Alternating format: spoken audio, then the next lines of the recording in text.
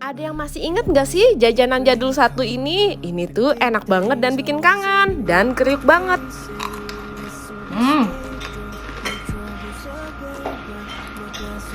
Baru tahu loh ternyata bikinnya tuh simple. Pertama-tama rendam dulu ketan beras selama semalaman. Setelah itu tinggal kita kukus sekitar 30 menit. Setelah dikukus, ketannya kita cuci sebentar biar terpisah-pisah gitu. Lalu kita keringkan sekitaran 2 hari ya. Pisah satu sama lain, jangan sampai nempel ya. Nah, setelah kering tinggal kita goreng. Kalau digoreng dia bakal misah kayak gini, berarti ketannya bakal jadi nih. Goreng sebentar aja lalu tinggal kita tiriskan. By the way, ini peralatan masakku, panci, sutil, semuanya tuh dari stand cookware loh. Ini kualitasnya nggak perlu diragukan lagi, soalnya Germany granite.